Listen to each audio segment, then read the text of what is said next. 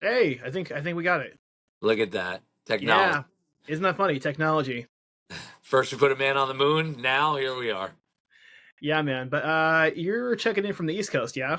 I am. Yeah. Yeah, so it's past like 9 p.m. for you, so Yeah. I totally respect. I'm super honored that you would jump on past 9 p.m. for It's all good, dude. Thank you for having me. yeah, man. But dude, shout out to Shane and the rest of the team at Adam Splitter, kind of one of the biggest forces out there in highlighting bands. Do you know Amy from back in the day from Roadrunner, or is Yeah. Yeah. that how Yeah. you Yeah. met her? That's how we knew each other from years ago. And when all this kind of kicked off, we were just thinking about who the right partner would be, and she's the clear leader Yeah. in the space. So we were just stoked to be able to work with her again. Yeah, of course. Oh, so you worked with her personally back way back then. Okay. Well, she was the publicist at Roadrunner when we were signed there. So Right. all the I way wasn't back. sure if like the timelines aligned in the right Yeah, it was way. pretty close. I mean, like we left. We weren't there very long for when she was there, but she was definitely the publicist while we were there. So Yeah. I mean, it's great that they're working your new single because your story is kind of awesome if you look at it. I mean, like, you were on Roadrunner, you dropped a couple more albums, after you split with them, and then you go on hiatus, and then you come back, and you have all these, kind of just cool opportunities right after it. It's like I don't know what's more awesome than that.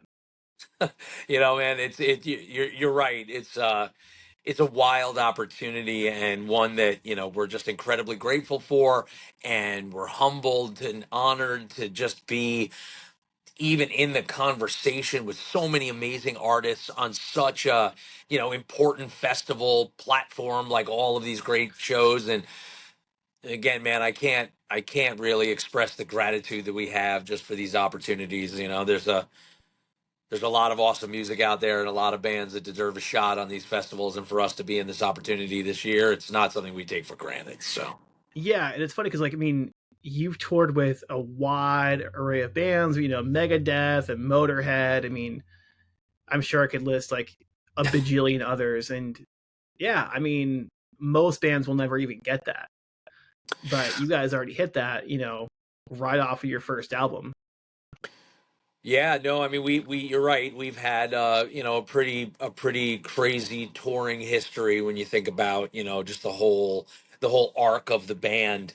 Um but nothing really as crazy as these festivals and the opportunity to play these huge spaces with all of these amazing bands. A tour back in the day was like one amazing band and a collection of awesome bands, and like Right. it's just a great sort of smaller experience. But this is like, somebody coined it, heavy metal summer camp, and I think that that's an incredibly appropriate statement for the type of gathering that it is, and the emotions of seeing people again after so much time, especially for us. It's just great to see old faces again. Yeah, I mean, and you came back and did Welcome to Rockville like a couple weeks ago. Yeah, 2 or 3 weeks ago now. Yeah, that was like your first show in like what, 19, 20 years? First show in 19 years. First show in the U.S. in 20 years. Which, I mean, leading up to that, I mean, I think I read somewhere else that you didn't do any rehearsals for that, or Oh no, we did rehearsals. okay, Plenty of rehearsals. No warm-up shows. No like okay, okay, small club run leading to the festival to get our legs wet, or our feet wet rather.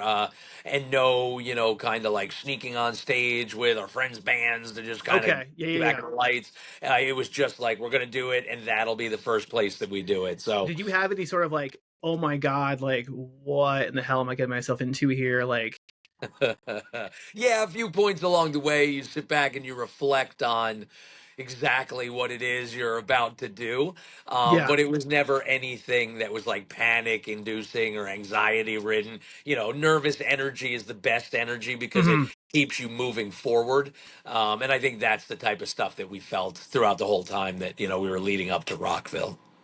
yeah. I mean, I'd imagine like you played probably earlier in the day, right? Yeah, I think like 1 o'clock, something like Oh, that, well, that's one perfect. That's twenty, something like perfect. I mean, that. you get to do Yeah. that. You get to get catering later on, and just kind of rip the Well, rest of the listen, day.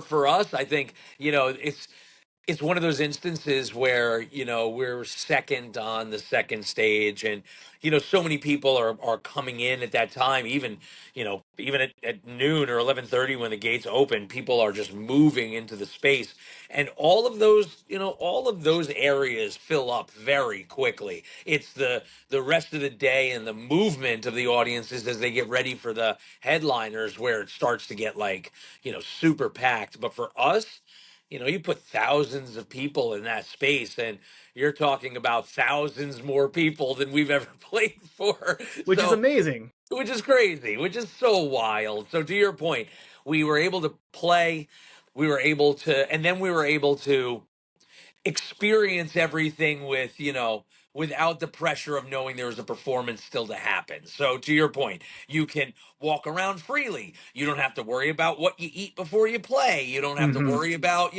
am I doing too much of this or too little of that. We just got to kind of see everything and experience everything. And again, it's just something we were so unfamiliar with, and to be in this moment of like, you know, whoa, look who's in catering. Whoa, Yeah. look who we're walking by. I mean, for us, it was awesome. So childlike wonder. Was there any like past, friends or acquaintances that you saw that day, or? Yeah, I mean, we have a ton of friends that are crew that we've Mhm. seen. I mean, I caught up with a couple of guys that I haven't seen since the first Fear Factory tour. We were with a lot of our old crew from the last tours we've done, who have gone on now to become really big people in the industry. Still work, the guy who did our merch originally is now runs all of the merch for the festivals. Our guy that was our stage guy now works with all the big bands. Our artist is now creative director for huge artists, and to be able to work with them again and have them back on board and Mhm. helping us kind of find our footing and learn things as we go, it was just such a great experience. And we saw some artists and some folks we haven't seen in a while. We met a bunch of new people. um you know just full hearts walking out of that thing, man. It's really cool. And here's my thing, like I'm super curious because you're like, maybe like late 40s, early 50s. Yeah, that would be accurate. The latter Yeah. would be accurate. Yeah, Yeah. because I mean, I got to know like what bands are you seeing kind of come up or have come up in the last like 5, 10 years, or like these guys have it. Like I'm excited about where they're gonna go or have gone.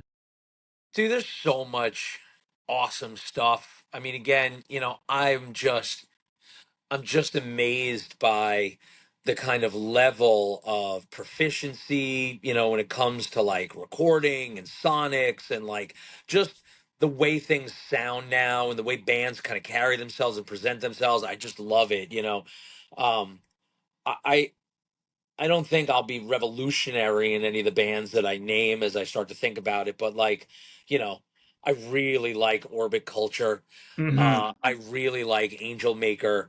I really like, Kubla Khan and Knocked Loose and just, Sleep Token. I mean, there's just, and it's not, I'm just fascinated by how they've all have these really unique styles and really unique personalities, whether it's their live show or in their music, how they articulate their instruments, how they play.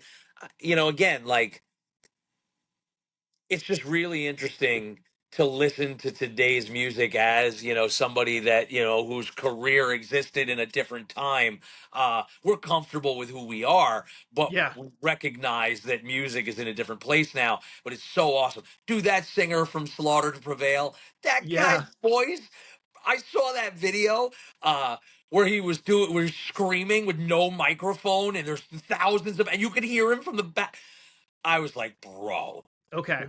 what is going on in this world? Like, it was so impressive, and man, I was just like, this is wild. Like the Yeah. world Shout out to talent. Alex Terrible, man.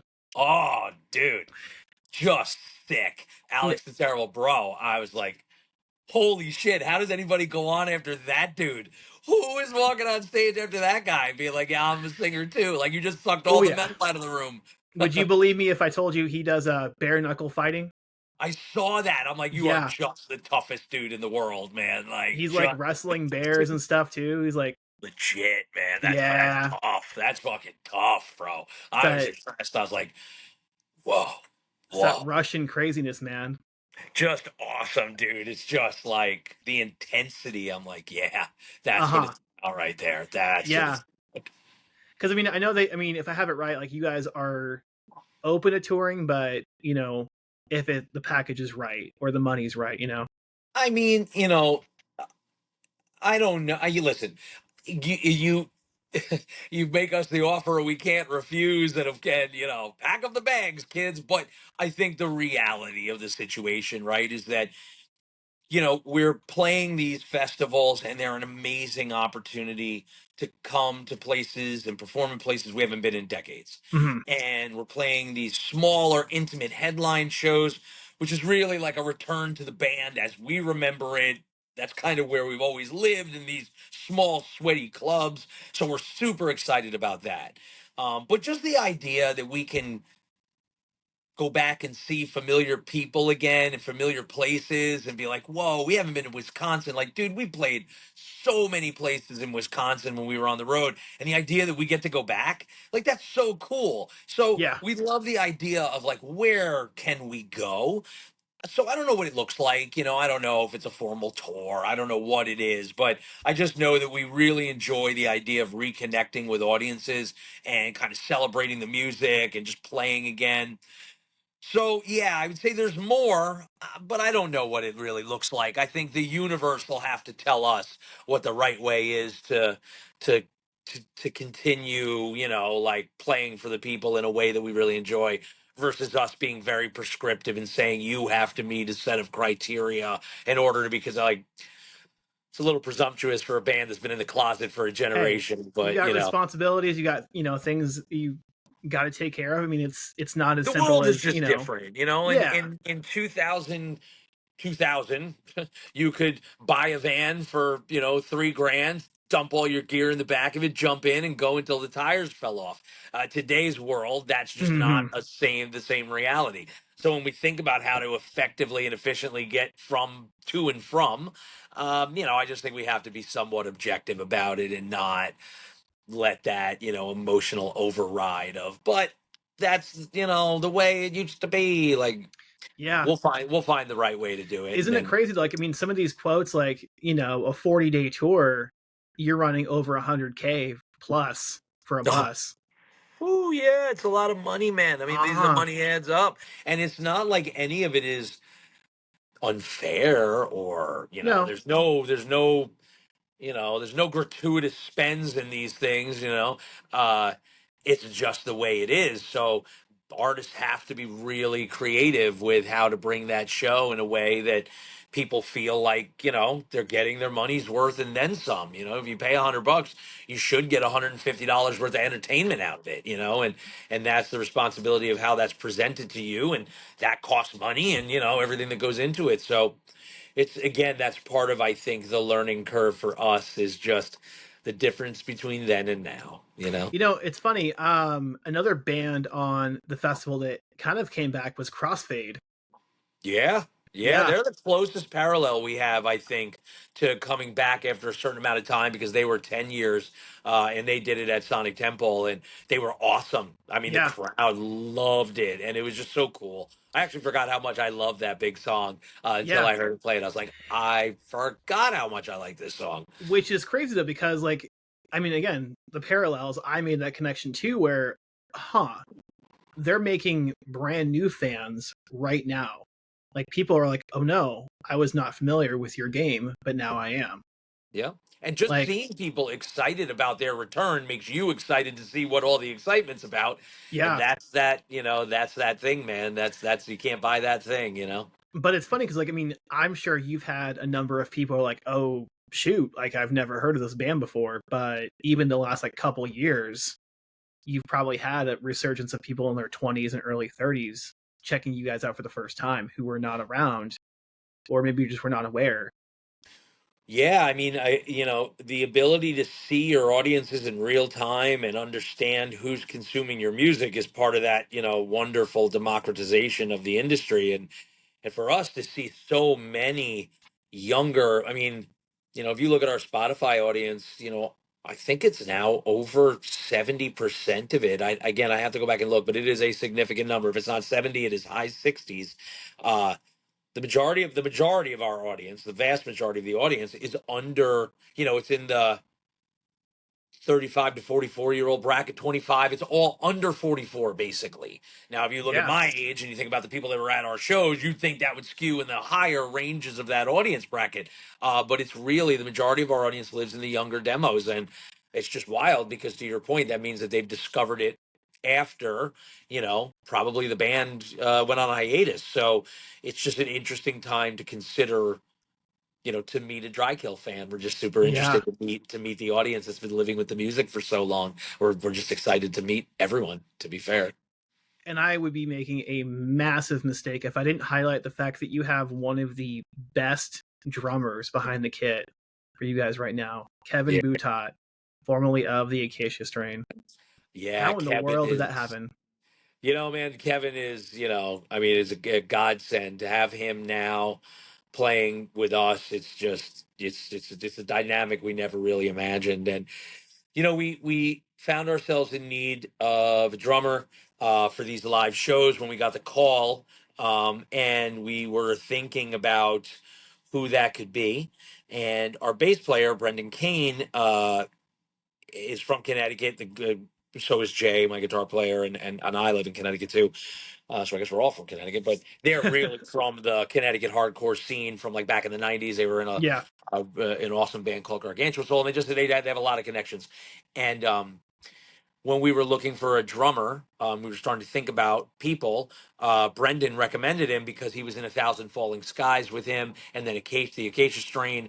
And when we met Kevin, it was just like magic, to have him playing these songs with his unique style. And, that kid hits harder than anyone I've ever met. And he is just a machine when it comes to timing and learning and just really absorbing and, he's just a real, mind behind the drums. He's a drummer's drummer. And, hmm I like to say that this is by far the toughest lineup that this band has ever had. You've got Brendan from 100 Demons and A Thousand Falling Skies on bass. You've got Jay on guitar, who's been our anchor since 2002, musically and performance wise. Now you've got Kevin on the drums. You're still stuck with me, but at the end of the day, I think that this is really the toughest version of this band possible, and yeah. it's really exciting to play the songs and with that's them. and that's a fun angle though too, because like for me, where my world is kind of like the Vans Warped Tour circuit over the last 15-20 years. Like the Acacia String was a big part of that. They played Warped a number of times, and I've seen Kevin 10, 11, 12, 13 times play over the years. And you know you wonder, Yes. like, when he left the band, it was like a huge deal. Like, those are massive shoes to fill. Yeah. So you kind of see, oh, he's playing for this band. Boom, new fan. You see where what you've been up to. Like, this new single is crazy good. Like, if you like bands like Hatebreed and stuff like that, you're gonna like the song. And That's awesome. so, yeah, I mean, and who doesn't like Hatebreed? Guy who doesn't like Hatebreed, you're absolutely right. Satisfaction Right. is the death of desire is where it all began. You know, that record is arguably that's a top 10. I mean, that Yeah. probably cracks top five. I mean, that's a powerhouse album. I mean, for someone who is brand new to the band, like, where do you suggest I kind of like dive in? I mean, personally, I mean, I'm new, so I dove into The Dead and Dreaming because it's this album you're celebrating right now. Yep. But I'm curious to see what you would think. I mean, if you are, it's an interesting question. If you are a fan of modern metal, I would probably start you with Now You Belong with the Dead. I mean, I think that if you're a fan of hmm kind of contemporary today's approach to aggressive music, I think that this song is a perfect representation of what you listen to comparatively, and you probably would enjoy this.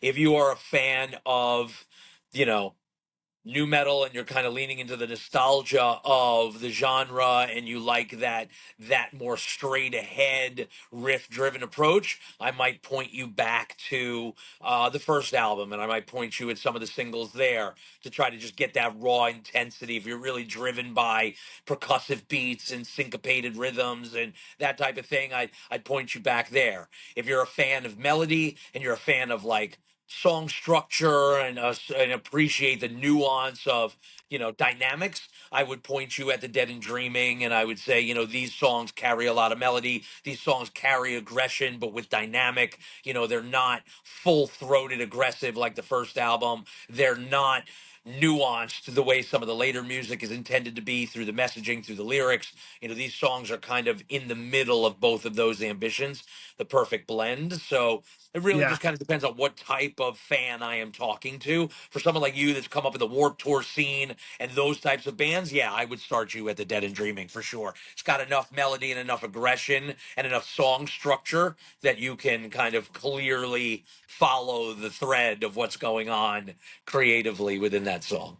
Yeah, I mean, what is your favorite song right now to play? Is it Paper Tiger, or is it like a song like Rot, or You know, you hate to pick your children, right? yeah, yeah. I usually judge the songs. It's an interesting one. I like to judge the songs based on audience reaction. My favorite ones are your favorite ones, right? Like if you love it, I love it too, and we'll play it again if you like. But I really enjoyed on Rockville playing with Deepest Regrets. Hmm. It's a song that we're approaching a little bit differently live now, just to give it a little bit more dynamic. We're not, changing it. You would still know it. It's a little bit more about how I sing it, a little bit more about how the guitar riffs are performed in certain parts. Brendan adds an amazing dynamic now with backup vocals, and he can really help articulate and bring out different points and different moments in a song. Because if it's just me doing every dynamic, it's still just me doing everything. But Right. now I have a true counter vocal voice, a true voice in the band, a second voice to kind of like help shift the dynamic of parts. And that song was a lot of fun to sing with him, and it was a lot of fun to play with the band, and everybody really seemed to appreciate it. So I would say that song is my personal favorite as of right now. But I generally like the songs. If you like it, I like it. If you don't Yeah, I like it, I mean, don't know why we're playing it. yeah, I mean, at the same time though, it's like you have a song on the set list, like, man, this one hits, like people are gonna love this one. I think the song we've been playing now that I'm most excited to play, that no one's heard yet because we never played it live, um, is some of the new singles. We're Yeah. going to pick one of those. I don't want to release it yet, but we're going to pick one of those new songs. We're going to debut it in these upcoming headline shows, probably be the only time we play it. But there's a lot of excitement around that too, because, you record it, you write it and then you record it, and most times then you go on the road and you play it or you don't play it or whatever. But these songs have been around for a while and people have built relationships with them. So now when we think about playing them live, you already kind of have an impression of what this should sound like. So coming back out and meeting that expectation, I think is really exciting for us. And the newer songs, again, carry a bit of that nervous energy Hmm. because we don't have the muscle memory of tours past to lean into to be like, oh yeah, I remember what it's like. I remember what it's like to sing this part, or I remember what it's like to have to get through this verse, or I remember this, or I remember that. It's like, oh shit, I don't remember it at all because there's nothing to remember. So, it's just an interesting one. I mean, I'm curious, like with the reaction to this single. I mean, it has to be different than the past, like last couple, because you dropped, your return single in what 2018? Is that right? Yeah, I think it was 2018 and then the second in 19, or the first in 19 and the second in 20. I always forget Yeah, something but like it's that. like this idea of like, okay, they're back now, versus like, okay, I know they're back, but this one is like really good. Like, I'm pretty pumped on this. I mean, and like, what, it was like a 5-6 year difference. I mean, Yeah, we started writing all of these songs. We got together in 2016, and we, just were like, hey, what would it be like to start writing again? And so we started, and that produced, Vices and Don't See Ghosts and the framework for Now You Belong with the Dead. It wasn't completed, but we kind of knew where it was headed.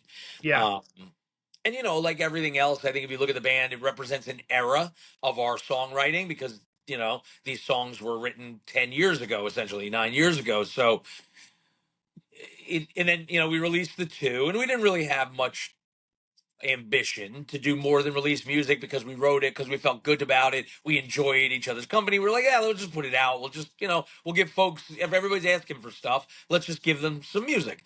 Yeah, And it was well received, but everybody would always be like, well, when are you going to play? When are you going to do this? When are you going to do that?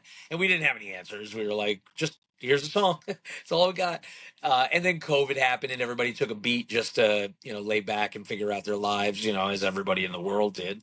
right. And, then when the opportunity came for the Danny Wimmer Presents Fest, it was we realized that it was a good opportunity to finish up Now You Belong with the Dead. But I think we also realized we really enjoyed the process of writing again, like finishing Mhm. this song and going out and playing these shows kind of got the juices flowing. So we're excited to kind of wrap up 25 with the shows that we have and then move into writing new stuff, new songs. Yeah, I didn't think about COVID, because you had, a couple singles and then COVID happens and it's like, well, shoot. You feel like the momentum that you kind of had, kind of just you have to sit on it. Oh, I don't even know if it was that. Again, we weren't really that intentional with any of this stuff. It's not like we were like, all right, we're gonna put out these singles and then we're gonna. We were just like, oh, we have these songs. We think they're awesome. Like, Okay. let's just Yeah. release them. And then COVID happened and everyone was just like, holy shit, life is occurring. And let's just like, kind of just everybody's got to figure out life and, Right. that's going on. So it's not that, again, it wasn't like these very concrete decisions. It was just kind of like the waves of the universe just kind of washing over you. And then all of a sudden, like you're through that and, you find yourself here and then, you're like, whoa, we're out of it. But God, it's been a while. What do we do? What do you want to do? I don't know. What do you want to Yeah. do? And then something happens that kind of starts it and you're like, whoa, hold my God, okay, there's a show, whoa, like wow. And then that starts, that's like the tremor in the earth that moves it. And it's like, did you move? I didn't move. What moved? Oh my God, the earth moved. Shit. Like, so Yeah. that I think was really the like the shake that got everything going. I mean, do you feel like you're kind of in your second chapter of the band at this point, like, or Oh, I maybe don't do you feel like know. it kind of kicked off earlier? I mean, I I would say, yeah, I mean, I don't know. Second chapter feels so intentional, like there's an expectation of something. I think I just still don't know how to necessarily describe it. Um, I just think that it's awesome to be in a position where folks are really excited about the band and the music and the opportunity to see us play live.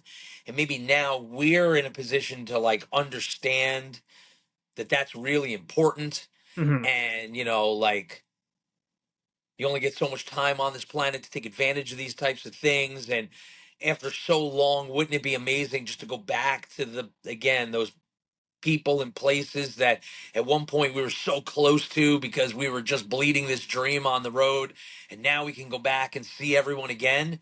um, that's awesome, and I think we recognize that with that comes the responsibility of creating art that people want, because at the end of the day, yeah, you can go play shows but you're a musician, so people will want music, and just leaning into the stuff that we really enjoy and letting that flow through without any sort of you know gateways. Like, Yeah. so this isn't like, hey, we got to do this because we have a reason to do it, or we got it because of thing. It's like you just do it because it feels like the right thing to do, which means that the art comes first. Yeah. So yeah, I mean, again, I don't know what to call it because maybe I'm just too scared to put a name on it. You know what I I don't mean? know, It's man. just, It's it's just it's a want to enjoy fun it. it's a fun position to be in though, because I feel like there's nothing that anybody can do to like stop what you're doing. I mean, you have, I mean, your bills are paid. I mean, you're doing everything, like Yeah, I mean, you're right. you're You not know? relying on the band for, to pay your bills. So, yeah. Yeah, I mean, you yeah. can't lose in this situation. It's a Yeah, It's just fun. It's just fun. it's just crazy, man. You know, you think about it and you start to try to understand it and you realize that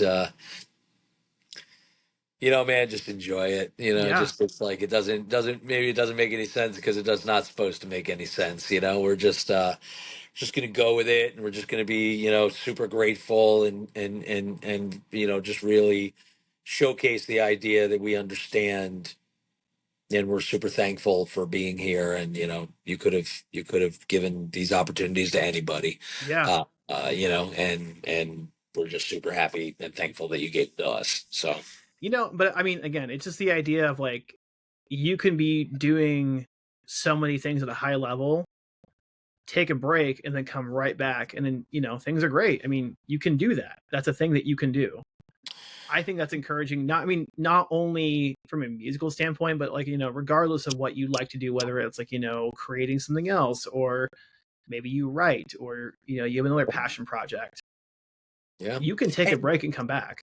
yeah, and you know, to that point, I mean, if anybody had sort of tried to explain this to us in any way when we were a band 20 years ago and said, yeah, no, you know, we understand that you love it, but, you know, at some point you're going to get dealt a hand that is you're not going to be able to play and the band's going to have to go on hiatus, but don't sweat it. Yeah, 20 years later, it's all going to work itself out. We would have been like, what are you talking about? Like, don't worry. There's going to be this thing called streaming on this platform called Spotify, and music's going to turn from a commodity, right? You know, into an asset where, you know, it's like you just turn it on like lights and you turn it off like water, right? Like it's a utility. Goes from commodity to utility, and it's going to upend how every business is operated in the entertainment space. And one day you won't go on tour because you're releasing music. You'll release music because you're going on tour. I mean, nobody yeah. could have explained that to us back then. We would have had no idea. So I don't know. I just, again, that's why it's like all you can be right now is grateful that any of this worked out in your favor, because you know life doesn't owe you a happy ending. So I mean, how difficult was it to kind of hit pause in '07? um you know, you know, nobody wants to put down something that they love, especially when you've put so much energy and inertia and sweat equity into it, you know, and that's not just me, that's everyone in the band. Yeah. But I think, you know, you look down when you're 18 and you look up when you're 34 and you're like, whoa, where did life go? And yes, you know, some change happens to you, like you lose a record deal, you lose a band member, don't get a tour, you know, those things happen to you. But then, you know, change happens to you, but you happen to change as well. You know, you want something else, you have different interests and pursuits, you desire a different outcome, a different storyline. So I think in 2006, it was a culmination of the idea that, you know, our label had gone under. We didn't have an agent anymore. Music was shifting underneath our feet. We didn't have a team that could really work the phones to get us to the next level. We were just a completely, you know, in-house organization. I managed the band. We did all the work ourselves. We had an independent deal, independent financing at a time when nobody else was independent. We were fully independent on, you know, the Dead and Dreaming on. And, you know, we just recognized that there was just this seismic shift happening in music and in entertainment and in the industry, you know, and at the same time, we all, you know, knew that no matter what we didn't do, the one thing we would do is always remain very close and friends because we're not mad at each other because life is life and you can't get mad Hmm. about life. So even when we went on hiatus, we were still very close. We still always hung out and we're still always talking to each other. And after 10 years, we were like, hey, what would it be like to start writing again? And then in 2016, we got in the room and, you know, started writing. So, you know, nobody wants to put down something that they love, but do you love something so much that you know that the only answer is to leave it? You know, that becomes the question. I mean, that's a And big deal too. Though. I mean, to get along with a core group of people for a long period of time. sure. I mean, not Sure. everyone can do that. Yeah, I mean, you know, right. I mean, a lot of times you know, you phase in and out of friendships as you know, kind of evolve in your own life. You know, you start out in a very fraternal order with your friends, then you move out on your own, then you find a significant other, then you build a family, right? Like you think about the groups of people that join you along the way, it's different. But I think, um, if I have to quote Conor McGregor, I would say something like, I wouldn't eat with people that I wouldn't starve with. And Hmm. in this instance, I think I wouldn't eat with people I haven't starved with. And when we were in the band, we bled a dream together, and we sacrificed a lot together, and that bonds you and endears you to people.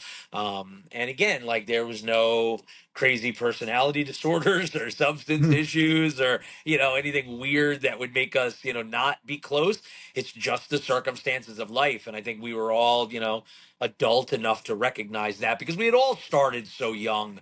And Yeah, you look at the band and you're like, I don't, where do we go? I mean, and there just wasn't an answer for that at the time. So you know I'm curious. Like, did you have any like moments in the last like even couple of years where you've been able to like mentor younger musicians? Like, hey, I've seen all these different things.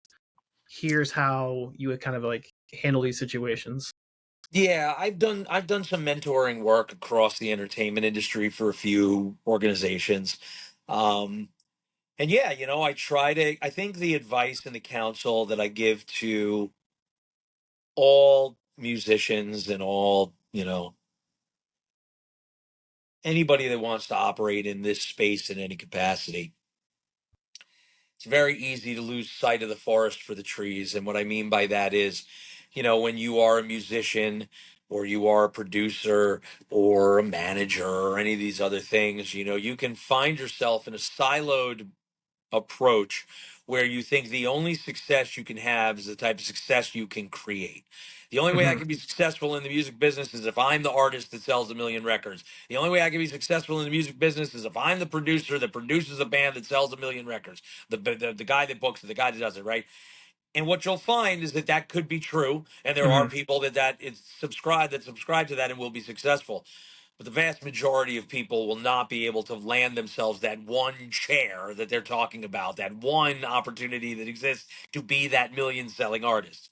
What I have found and what I try to counsel people is that once you have a firm understanding of entertainment and its role in culture and how people bond themselves through emotional connections to artists and audiences, there's a lot of ways to leverage that professionally so that you can be successful. You know, you can be a producer for other artists, you can manage other artists, you can help other songwriters, you can go to work in the music business. But even beyond that, there are ad agencies and brands and industries that need people that have a clear understanding of culture, a clear understanding of entertainment and the space, whether that's events, whether that's in real life experience, whether that's branded content, digital platform strategy. There's so many ways to bring your knowledge through being a musician, through being in the trenches, to life in ways that can bring you places beyond your wildest dreams that have nothing to do with your success or failure creatively as an artist. And I think maybe that's the part I try to explain to people the most, is that don't just give up on your understanding of culture just because your dream of being an artist hasn't been recognized or realized in the time you've set for yourself. Doesn't Totally. mean you have to abandon it. And sometimes it's easy to abandon things. Yeah, I totally get that. I'm curious. So you dropped this new single. Um, do you have more stuff coming down the pipe sometime soon, or? I think our goal right now is to really spend some time and just let people enjoy this single. We've got a couple of ideas on how to, just can keep the momentum going with it. We've got these live shows, coming up, and the festivals and the headline stuff. But we're really excited to come home from all of that and begin the writing process. I an album, two EPs, four, Yeah. 30-song collections, 12 singles. I don't know what you call it, how you release it, but I think we really want a cohesive body of work Mhm. versus just writing a song and releasing it, writing a song and releasing it, because we were so energized by the process of finishing Now You Belong with the Dead that we just want to keep that good time going Totally. as we think about future music. Well, I mean, to a counterpoint, like you maybe give each song the attention it deserves if you drop it along the way. So Exactly. And that, yeah, and that's the thing, right? Again, there's people far smarter than I am strategically when it comes to how to introduce a body of work to an audience.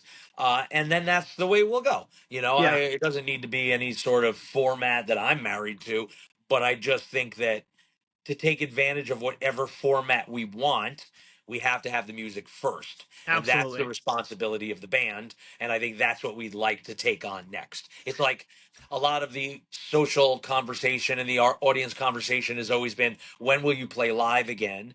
Now the conversation has shifted to, when will we get new music again? So that's where it's like, yep, well, let's just get a body of work under our feet and then we can figure out the right way to introduce it, Which is a great problem to have which is a because tremendous problem to have. people care, people are excited. I mean, it has to be mind blowing to have people just latched on for such a long time and just like care. I mean, I mean, for people to care over such a long period of time, I mean, like it has to mean something. Believe me, it means more than I could ever possibly articulate in a conversation. I mean, there's a lot of stuff to consume in this life, Yeah, and we were a band that was just a blue collar working metal band, but we always tried real hard, and we gave it everything we had. And the fact that now we don't have the benefit of a large social audience or any sort of well thought out content strategy or any of the things that most traditionally successful bands measure that success against. But what we have found ourselves with, and we are so blessed to find, is that we have just a really engaged audience on content platforms that continues to consume music that we put out. And that's, as an artist, kind of all we really care about and all we could ever ask for is, man, if you like the music, well, that's just what it's about, isn't it? So like that to us is like, that's why I think now we're so excited to play the songs, and then we're just excited to write more music. mhm. We're not excited to make social content. We're not That excited had to to, have been. you know what I mean? I was curious, man, because social media kind of made a huge shift between when you left, when you came back. It's like walking into a completely different city, almost like this Completely. restaurant didn't used to be here. This is different. Yeah. I don't, No, I don't even know if I like it.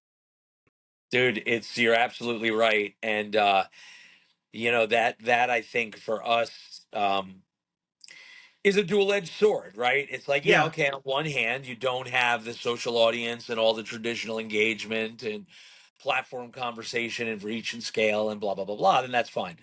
But what you do have is a very engaged audience, which is the number one important thing. And number two, you have the ability to choose your own adventure. Because we haven't been active, we can be anyone we want to be on social. Do we want to definitely. be the type of band that posts all the time? Do we want to be the type of band that posts something meaningful when we post? Do we want to be the band that completely ignores social media? All of these routes are still available because nobody has any preconceived notions. Even when there's no, it's funny because, like, when you think about well-established bands and their content strategies and their output, it's perfect for them because of where they are. Every one of them that does it right does it perfectly. I mean, it doesn't matter. You can name any one of them. Knocked Loose, Motionless in White, Ice Nine Kills, Metallica, Pantera. They all do it right perfectly for who they are.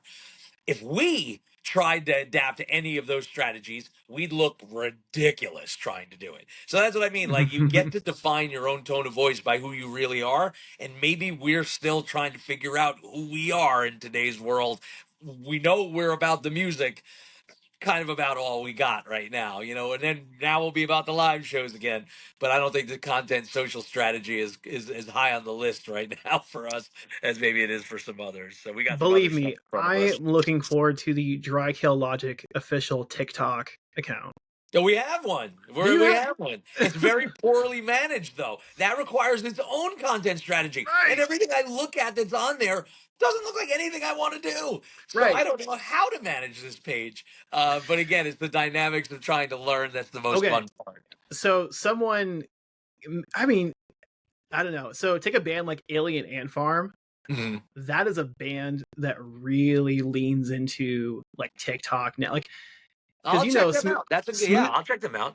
yeah, you were Smooth Criminal like that Oh, of the course. I totally right, know right. the band. I just didn't realize they had a good TikTok presence. Yeah, so it's like, hey, what would you do if we came into your house and did this? And it's like they kick in their door and like they're playing, banging the sticks around. Dude, it's awesome. Well, that's what I mean. It requires like that level of personality and engagement, and like you have to be that forward facing with your personality. I'm, dude, I haven't been on camera in 20 years. Like, I'm not going to be kicking in doors on TikTok trends. It would, like, you'd be like, what is the singer Uh from Dry Kill on if he's trying? huh. That's what I mean. When you see bands like Alien Ant Farm that do it right, it's so impressive because it's like, man, you really have a command of the platform, of your relationship with your audience. You know what works. You're comfortable doing it. They love it. Like, it just becomes this really successful cycle. So yeah, I will totally take that recommendation. I am actively looking for people and bands that do it right, just to see cool stuff. I mean, not to, Definitely. Yeah, just I to. mean, it had to. I mean, was it weird for you, like being on camera for the first time, like doing these Rockville, where it's like, all right, camera starts in like five. Oh, cool. No, I mean, I don't mind that stuff. I've been on camera a couple of times professionally, and I'm comfortable in that environment. I think again, I'm just kind of fascinated with the the space. I mean, again, uh I've never been on a stage that's so big that the only way you really see the talent is when you're on the huge screens on the side of the stage. I'm just not used to being in that environment. So when I see it, I'm like, yeah, I go to these shows as like a fan. My wife wants to go to a country show. We go see it. It's a big thing. And you look, but I'm not, me. Like Hey, that part, I'm like, hey, whoa, what's going on here? So that part's crazy. But to be a part of this modern technology, I think for us is so exciting because we just none of it existed when we hey, were, I gotta tell you, man, we need people like you in your position to go out there and just crush because I mean, I'm 35, so I need to see people like you continue to kill it because I'm gonna get older and older. you know? I can't rely on the 59-year-old in the corner of the gym, pulling five wheels. I can't rely on him. Like I need to see other people, Yeah. and we got Josta, we got, others out there just operating a high level. I mean, Yeah, and no, I do. I'll tell you. I saw bits of Rockville. You mean like, the comments were positive, like, oh, they still got it. Yeah, no, I mean, listen, I'll be honest. If I, and again, I take my health pretty seriously, and I take Clearly. personal health pretty seriously, and I have such a profound respect for live performers.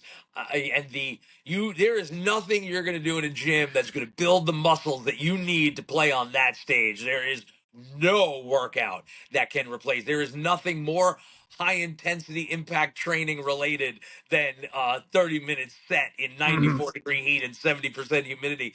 And like everyone from Chris Motionless to Marilyn Manson to Lizzie Hale to everybody. I mean, like just everyone I saw on stage, I was just in awe of their ability to perform and just have what it takes. Uh, it's just so awesome. And I realize that even and I appreciate the kind words. I realize in those moments, I'm like, okay, some of this feels familiar, some of this feels very foreign. I think it's a continuous work in progress, but I realize that that part can't be, you know should never be marginalized. How much work goes into the physicality of being a touring musician, a live performer, a true professional live performer. Like that's a workout, man. That's a that you know Oh, believe me, I've tried to like deconstruct, like, I've worked out with, some of our, finer musicians out there. I'm like, hey man, all right, hear me out. We're on the treadmill. We're gonna go incline here. What if, hear me out, you just yelled for like 30 minutes straight? Dude, what are you talking about? No, like that's not even close to what, I do. Like, you're still sweating the same. I mean, you're still soaked near the end of it. I mean, Yeah, no, it's true. And like, I remember at Rockville, I saw Motionless in White, and Chris Motionless, the singer, he's in all black. Hmm. I mean, down to the hands, like to the neck. I mean, just all black, and he is just fucking killing it and so animated. Like even when he's not singing, you could the energy is falling out of him, and I'm like, bro, look at this dude, like just crushing. So I'm just in awe. I'm like, my God, the level of talent that these guys have and the level of stamina and drive and inertia and the desire to just like they get into it and the movement moves them. They move and move. And man, I was like, whoo, that is something. It made me remember. I was like, I used to be like that back in the Yeah. day. And I'm like, I guess I got to get there I'll again. But be I'll be it's right back. really awesome to see. I'm gonna go lift some weights over here, and like I'll show you guys in a couple seconds. Like, It's just wild, man. It's like, you just again, it's like it's always good to take your health seriously, but there's a level of training yeah, that goes into live performance that I just don't think can be understated. no, unless you, it's one of those like if you don't know, you know kind of Yeah, situations. right, right, right, Yeah. right. Exactly. It's like soccer. You don't really Oh my realize that they're god. running all the time, but they're literally running for just, I mean, miles and miles and miles and miles. So yeah, it's the same type of thing. You don't realize how good a shape they're in to be able to play that sport. You You just don't realize see any heavyweight soccer players. exactly. Right, right, right, Like, exactly. now, I guess would there be people in our scene that are newer that you would love to co-write with or even like feature with, whether that's like a Christian, Emotionless in White or Oh, dude, I mean, I would be honored to write with anyone of, merit and substance. I think, great art speaks for itself. And, if there's a role for an old man like me to have a spot in a song, yeah, I mean, I would love to be a part of it. There's so much great music out there, so much talent, so many talented artists that, it'd be great to, just to play songs with talented musicians, but, yeah, dare to dream, dare to dream. I love it. So yeah, new singles out right now. Hopefully, I mean, am I speaking out of pocket when I say you would return to Greg to Oh continue yeah, producing? sure. Greg Thomas, Yeah, yeah, absolutely. Oh yeah, what a great experience. Nowhere else we'd rather be. The guy is just, a profoundly talented musician and songwriter, and his ability to make us comfortable as a producer.